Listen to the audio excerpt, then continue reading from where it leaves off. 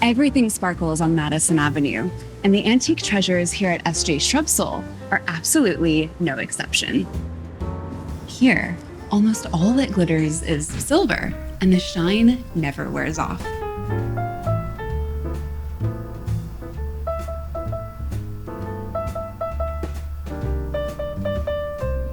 Our silver-tongued friend here is Ben Miller, the host of a fascinating podcast called Curious Objects, published by Antiques Magazine. Ben is also the director of research here at S.J. Shrubsole. Hi, Ben. Hi. We're so fortunate to be here with somebody who knows these pieces so intimately. So, Ben, if you could tell us a little bit about yourself and what it is that you do here as the director of research. Yeah, our specialty here is early English and American silver. That's anything from the Middle Ages up through about 1900. Now, on a good day, what a director of research does is I pour through tomes. I look through old auction catalogs. I look through old dusty books.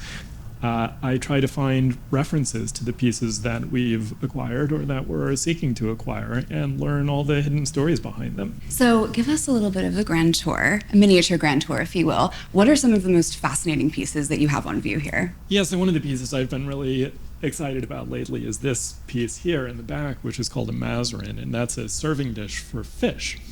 And the way it works is, so now it has a wooden frame around it, but originally this would have been placed in the center of a meat dish with fish on top so that the juices could drip through and the fish could then be served. Okay. So it's a very practical piece. It's a piece for a dining table.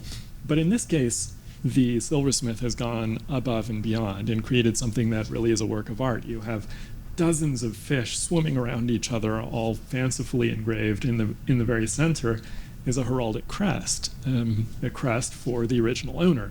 And the crest is actually a dragon, which is my favorite crest of all. So this is what we call a porringer. Actually, this is going to be confusing because I was just telling you that this is what we call a porringer. This is also a porringer. But in England, they call these things porringers and those things bleeding bowls. Right, okay. In America, we call these things caudle cups. And those things porringers. It's all a big mess. But long story short, this is an English piece, and in England it's called a porringer. Okay. The way the decoration is executed here is really interesting because it looks like it's been engraved, but it's not been engraved. It's actually a method that we call flat chasing. And it'll make more sense if you see the inside of the piece. Because when you engrave, what you're doing is taking essentially a knife and cutting out a little bit of the silver from the top. However, in this case, no silver has been removed. It's been hammered in. And you can see the result of that on the interior, where the impression of that hammering is clearly visible around the inside of the bowl. Fascinating. All right, what are we looking at here? Yeah, so this is a really special object. This is a piece called an épergne, which is a form that you start to see in England in the early 18th century, and it remains popular through the 18th century. You see them even in the 19th and 20th centuries as well. Basically, it's a centerpiece serving dish. So it's intended for serving fruits and candies and sweets and nuts and all that sort of delicious stuff. This one is particularly special because it is both one of the greatest épergnes ever made, one of the top 3 or 4 that everybody sort of agrees are the very best, and because it was made by a female silversmith. The woman who made this épergne is named Eliza Godfrey. And she was born into a silversmith's family. She married a silversmith, and he died. And she married another silversmith, and he died. And she said, that's about enough. I'm going to run this show by myself now. So she was operating an incredibly complex and sophisticated operation here. And the result is this real triumph of skill in silversmithing. You have... Oh, wow. Okay. Yeah. The pieces come off. These bits unscrew. Oh, it's really modular. It's modular for a couple of reasons. One is that just makes it easier to make, Sure. To produce each of these pieces individually. If you couldn't take it apart, polishing this would be a huge pain. I was going to say cleaning this as an aggregate would be difficult. Yeah, so that makes it much easier on the butler. And then there's also the practical matter of taking it off the table and storing it. Right, right. This is quite a sprawling object, and being able to take each piece apart and perhaps put it in a custom fit chest. Makes it a lot easier to store it when it's not in use. So this is a really rare 17th century coconut cup. So what you're seeing here is a coconut that's been carved in fancy ways and then mounted inside these silver mounts. So often coconuts were actually carved by mariners on the journey. On the high seas. On the high seas. So we don't know who carved this coconut. It's even remotely conceivable it could have been carved by an indigenous person on order for an English client.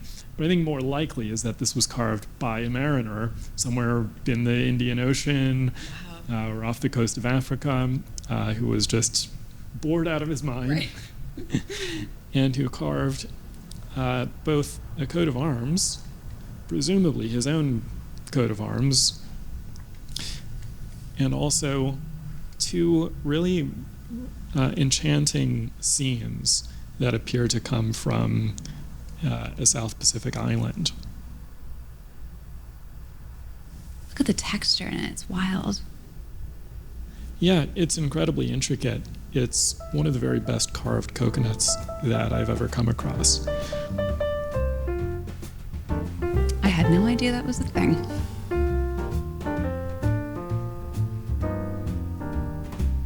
Okay, so I see we've got some special pieces on the table here. What are we looking at? Yeah, so these are all pieces that just have great stories behind them. And I wanted to start off with this rather mysterious object, which is what we call a tatsa. It's a serving dish that sits on a foot, so it's raised a few inches above the table. And this particular example dates to the second half of the 17th century, about 1670 or 1680. Now, it's English, which we know because of the style and the way it was made, and also because of the coat of arms. It doesn't have any marks on it. It doesn't have hallmarks. It doesn't have a maker's mark, which you would normally expect to find on a piece of English silver. Sure. But it does have some features that give us some clues into its origins, and this is where we get into the detective story. So, first of all, the style of this piece, which it might remind you of a painter like Hans Holbein. You know, it's auricular, it's Baroque, it's very much a Dutch style, which you don't see in English silver until right around this period. And this auricular style was being produced by just a small number of silversmiths in London. Now, we know the names of all of the silversmiths who are making pieces in this style, and that really limits the number of people who could possibly have made this particular piece. And the fact that it doesn't have a maker's mark on it is actually a clue in itself. Okay. Because most silversmiths would have marked their pieces. Most pieces of English silver are fully marked. However, certain silversmiths, particularly immigrants, were not allowed to register their marks with the Goldsmiths' Hall, which meant they weren't legally allowed to produce and sell silver. It just wasn't that, you know, there were protectionist policies in place. If you didn't get the approval of the Goldsmiths' Hall, you legally weren't allowed to sell silver. Okay. However, there was a silversmith by the name of John Cookis. And John Cookis was a great, great silversmith. He was the son-in-law of Christian van Vianen, whose father was Adam van Vianen, who was a Dutch silversmith, greatest silversmith of the 17th century. John Cookis had clearly learned from him, learned from this Dutch style. He was probably Dutch or Flemish himself. He immigrated to England, and his skill was recognized. Charles II took him on as royal goldsmith. Oh. So even though he couldn't make silver and sell it on the market, if the king ordered a piece from him, the goldsmiths were in no position to stop that. So John Cookis made royal commissions, and he also made other pieces that were sort of under the table. And because he wasn't allowed to register a mark with the Goldsmiths' Hall, most of his pieces either only have his maker's mark or they don't have any mark at all. Fascinating. And that gives us a tantalizing hint that the fact that this piece has no mark on it might be an indication that it was actually made by John Cookis. Incredible. So I think this is currently the oldest piece that we have in stock.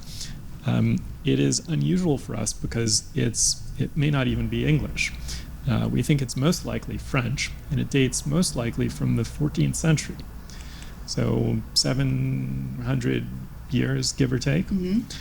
And it looks like a bowl, but it's actually a drinking vessel. Oh. It's what's called a hanap. And a hanap was a vessel meant primarily for drinking wine. Wine in this period, you have to remember, was not drunk straight. It was always diluted. Okay. And so the bowl would be filled to a certain point with wine and then filled up the rest of the way with water, mixed together, and then sipped out of. Now, this is a really interesting piece to me, both because it's wildly rare. I mean, medieval silver survives only in tiny, tiny quantities. Silver is money. It was very tempting to melt it down when you had financial need. Right. And so very few pieces have made it through that many generations without anybody wanting to melt it down and turn it into something else.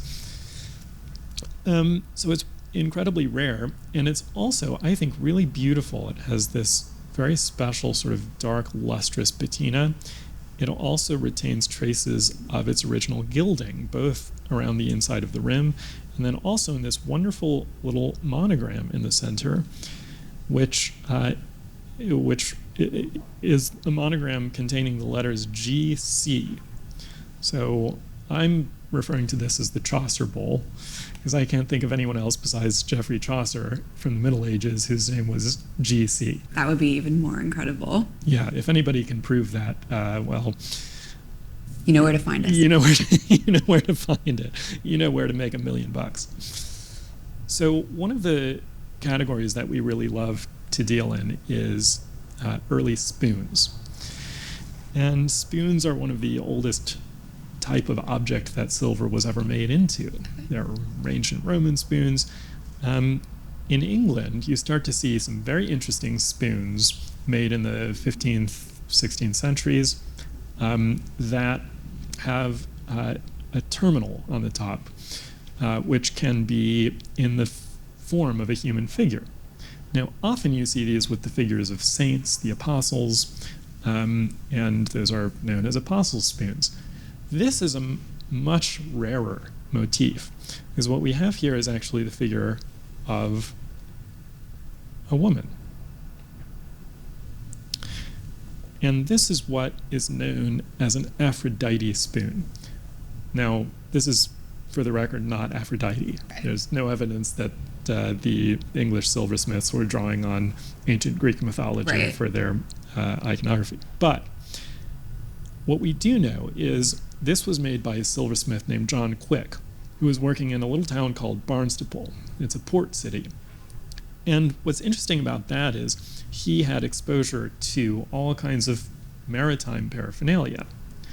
Now, as we think about the origins of this figure, one hypothesis is that this is actually an imitation of the figurehead from the prow of a boat. So this is a vase made by Tiffany and Company around 1876. We're jumping forward a few centuries here. This is one of their relatively early forays into that style, which came to be known as Japanism. So you see some obvious Eastern motifs here, the bamboo feet and rim here. You have a yellow decorated surface with what looks almost like a Japanese print featuring fish and underwater vegetation. This, to be clear, is not meant to imitate a Japanese piece specifically, but it is strongly inspired by Japanese pieces that Edward Moore had in his collection. Okay. This is a very interesting piece to me, and one of my very favorites, not because it's the most obviously visually prepossessing object in the world. It might not catch your attention if you walked by it and, sitting in a cabinet. But the closer you look at it and the more you learn about it, the more wonderful and impressive it is. So it's a bowl. It's made by Tiffany and Company in about 1878, 1879. And at first glance, it's a fairly standard form of a footed bowl, made in silver, with these bands of sort of mysterious material, which looks kind of twisted up and It's marbled, kind of. almost marbled. There's a Japanese word for this technique. It's called makime. It's a Japanese word meaning wood grain. So the wood grain is really the texture that is being imitated here. Wow. And the way it's achieved, and this is an old Japanese technique, is by taking different alloys, copper, silver, mixtures of both, hammering them out very, very thin, and then layering them one on top of the other, on top of the other, then folding it and hammering it down, and folding it again and hammering it down, and doing this repeatedly until you start to achieve this incredibly intricate, complex texture. It's wildly labor intensive, and it's also very difficult to do without the metals all splitting apart and coming apart. This is an extraordinary object. There's nothing like it. Really? It's an amazing achievement of technical mastery of metalworking. And again, it's not something that jumps out and screams at you. Right. It doesn't call out for your attention. But once you start looking at it, I personally find it mesmerizing. It really draws you in. Especially when you think about those hours in the workshop of folding and hammering and trying to keep all of it together. Well, we have seen some stunningly beautiful things here today. I can't thank you enough for letting us come here and touch the silver and look at the silver, and thank you for lending your expertise. It's been a pleasure anytime.